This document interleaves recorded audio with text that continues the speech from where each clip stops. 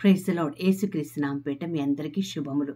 మరి ఈ యొక్క దినము మరొక్కసారి దేవుడి యొక్క వాక్యం వినే ముందు చిన్న ప్రార్థన చేసుకుందామా. పరిశుద్ధుడైన దేవ, ప్రియ పరలోకపు తండ్రి, మీ బంగారు పాదం స్తోత్రం నాయన.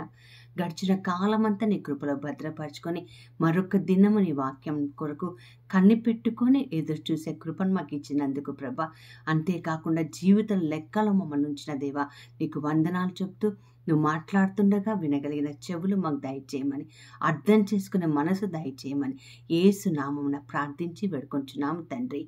Amen, amen, amen. నిన్నటి రోజు నుంచి మరి దేవుడికి వాక్యం చెప్తూ ఉంటే ఎంతో సంతోషం, ఎంతో ఆనందం. నిన్నటి రోజున మరి దేవాదేవుడు మనకు చెప్పిన మాట ఏంటంటే, నేను మంచి కాపరినై ఉన్నాను.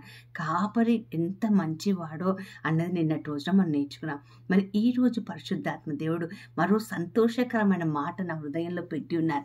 అది ఏంటంటే, ఆయన మాట్లాడుతూ చెప్తున్న మాట ఏంటంటే, కీర్తన 91, 11, 12 వచనాల్లో ఆయన ఏమని చెప్తున్నాడంటే, వాక్యం విందామా. 91వ కీర్తన మరి 10, 11 వచనాలు, 11, 12 వచనాల్లో, నీ మార్గములు అన్నిటిలో నిన్ను కాపాడుటకు ఆయన నిన్ను గూర్చి తన దూతలను ఆజ్ఞాపించును. నీ పాదములు రాయి తగలకుండా వారు నిన్ను తమ చేతులతో ఎత్తి పట్టుకుందరు. ఎంత గొప్ప మాట చూడండి. ఈరోజు దేవుడు ఏమని చెప్తున్నట్టే, నీ కోసము నేను దూతల్ని ఆజ్ఞాపిస్తున్నా. దూత అనట్లేదండి, దూతల్ని ఆజ్ఞాపిస్తాడట. వాళ్ళు ఏం చేస్తారట, నీ కాళ్ళు రాతికి తగల నొవ్వకుండానట్లు వాళ్ళు నీ చేతుల్లో ఎత్తుకుంటారు. ఎవరు ఎత్తుకుంటున్నారండి? ఎంత గొప్ప దేవుడు చూడండి.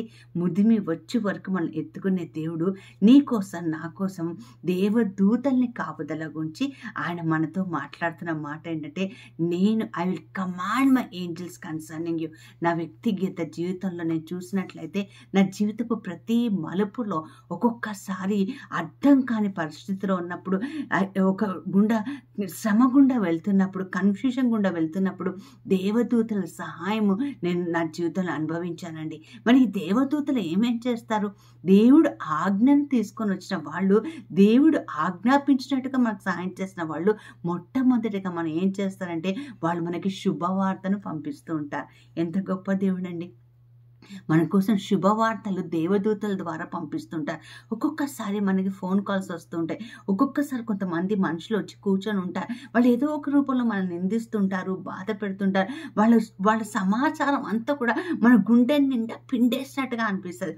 కానీ ఈరోజు దేవుడు ఏం చెప్తున్నాడంటే, నీ కోసం దేవదూతల్ని పంపిస్తారు. వాళ్ళు ఏంటంటే శుభవార్త తీసుకొని వస్తారు. మనం చూస్తాం కదండి, లూకాసు వార్తలు మనం చూస్తున్నాం. మరి లూకాసు వార్త 1వ అధ్యాయం 1 నుంచి 19 వచనాలు మనం చదివినట్లయితే, అక్కడ మరి జకరియాతోటి మరి దేవుడు దూత ద్వారా మాట్లాడి ఒక శుభవర్తమానాన్ని పంపిస్తున్నాడు. అపోస్తల కార్యాలు 8వ అధ్యాయం 26వ వచనంలో కూడా, అలాగే అపోస్తల కార్యాలు 10వ అధ్యాయం 28వ వచనంలో కూడా మనం ఇవన్నీ చూస్తామండి. దేవదూతలు వచ్చి మాట్లాడినట్టుగా, పేతురుతో మాట్లాడినట్టుగా, పౌలు గారితో మాట్లాడినట్టుగా మనం చూస్తాం. ఈరోజు ఏ శుభ సందేశం కోసం నువ్వు ఎదురు చూస్తున్నావు, ఏ గుడ్ న్యూస్ కోసం ఎదురు చూస్తున్నావో, దేవుడు దూతల్ని ఆల్రెడీ ఆజ్ఞాపించారండి. మీకు అతి త్వరలో ఒక శుభవార్తను దేవుడు వినిపించబోతున్నాడు. అంతేకాకుండా దేవదూతలు ఇంకా ఏం చేస్తారంటే, రెండవదిగా మనం చూసినట్లయితే, దేవదూతల్ని మనల్ని రక్షిస్తారట, సంరక్షిస్తారు. దేవుడి యొక్క ఆజ్ఞ పొందుకొని వచ్చిన వాళ్ళు, లూకాసు వార్త 24:4లో మనం చూస్తాం, యేసుప్రభు ఒక సమాధి దగ్గర దేవదూతలు కావలిగా ఉన్నట్టుగా. సో నీ చుట్టూ దేవదూతలు కావలిగా ఉంటారని మనం ఈరోజు నేర్చుకోవాలి. అంతేకాకుండా మన ఆధ్యాత్మిక జీవితంలో మనం పోరాడుతున్నప్పుడు చూడండి, సాతానుతో లేదా అపవాదితో పోరాడుతున్నప్పుడు ఈ దేవదూతలు మన పక్షంలో పోరాడతాయని మనం చాలా సందర్భాల్లో కూడా నేర్చుకుని ఉంటాం. అంతేకాకుండా మనం చూస్తామండి, దేవదూతలు మనల్ని పోషిస్తానికి దేవుడు ఆజ్ఞాపిస్తాడట. మొదటి రాజుల గ్రంథంలో ఏలియా ప్రవక్త దిక్కుతోచిన పరిస్థితిలో కాళ్ళ మధ్యలో తల పెట్టుకొని ఏడుస్తున్న సమయంలో దేవదూతల్ని పంపించి, దేవుడు ఏమంటే, ముందు ఆ రొట్టె తిని నీళ్లు తాగు. ఈరోజు తినలేని స్థితిలో ఉన్నావా, ఏడుస్తున్నావా? దేవుడి దగ్గర అడుగు, ప్రభా నాకు కూడా ఒక దేవదూతను పంపించు, నన్ను భోజనం పెట్టడానికి, నన్ను సంరక్షించడానికి, నాకు చేయూతనివ్వడానికి. మీకు శుభవార్త ఈరోజు ఇంకొకటి చెప్పదలుచుకున్నా. అదేంటంటే, యేసు ప్రభు వచ్చేటప్పుడు మహా సైన్యంతో దేవదూతల సమూహంలో వస్తాడు. ఆయన నిన్ను నన్ను తీసుకెళ్ళడానికి దేవదూతల సమూహంలో ఇంకెంత సంతోషం అండి, ఆనందంగా. ఎవరో వచ్చి ఏదో చేయాలనుకోవద్దు. గాడ్ ఈజ్ కమాండింగ్ ఏంజల్స్, దేవదూతల్ని ఆయన మన కోసం ఏర్పాటు చేసి ఆజ్ఞాపించి నా బిడ్డలను నువ్వు చూసుకోమని ఒక కమాండ్ ఇచ్చి పంపిస్తున్నాడు. మరి ఈరోజు ఆ దేవదూతలతోటి నువ్వు నేను సహకరిద్దామా? అది దేవుడి యొక్క స్వరంగా మనం భావించుకొని దేవుడి సన్నిధిలో దేవుడి చిత్తానుసారంగా మోకరించి, ఎందుకంటే హెబ్రీ పత్రికలో 1వ అధ్యాయంలో మనం చూస్తాం కదండి. హెబ్రీ పత్రిక 1వ అధ్యాయం 4 మరి 7 వచనాలు చూస్తే దూతలకు దూతలందరూ ఆయన ఎదుట నమస్కారము చేయుదురు. అంతేకాకుండా తమ దూతలను ఆయన వాయు వలె వాడతారట. చూడండి, మన కోసం దూతల్ని ఆజ్ఞాపించడమే కాకుండా శత్రువుల తరపున పోరాడడానికి, మనుషుల ఎదుట మనం ధైర్యంగా నిలబడడానికి దేవదూతల్ని ఆయన ఆజ్ఞాపిస్తున్నట్టుగా మనం చూస్తుంటాం. అంతేకాకుండా ఒక చిన్న సందేశాన్ని దేవుడు మనకు చెప్తున్నాడంటే, కేవలం మనం పోషించడానికి, మనకు సహకరించడానికే కాదు, ఒకవేళ దారి తప్పి మన అటు ఏంటంటే తీర్పు చెప్పడానికి కూడా దేవదూతల్ని దేవుడు వాడుకుంటూ ఉంటారు. మనం చూద్దామండి, కొన్ని లేఖనాలు మనం చూసినట్లయితే 2 సామ్యుయేలు గ్రంథం 24వ అధ్యాయం 16-17 వచనాలు, అలాగే 2 దినవృత్తాంతాల గ్రంథం 33-21, మరి అపోస్తల కార్యాలు 12-33లో కూడా మనం చూస్తాము తీర్పు చెప్పడానికి దేవదూతల్ని దేవుడు పంపిస్తూ ఉంటాడు. కాబట్టి ప్రియులారా, దేవదూతలు ఒకవేళ హెచ్చరించినప్పుడు, లేదా ఒకవేళ ఏదైనా దేవుడి యొక్క సందేశాన్ని మనతో చెప్పినప్పుడు వినమ్రమై దేవుడి సన్నిధిలో ప్రార్థన చేసుకుందామా. ప్రభా, నీ దూతల సమూహం నా కోసం పంపించు.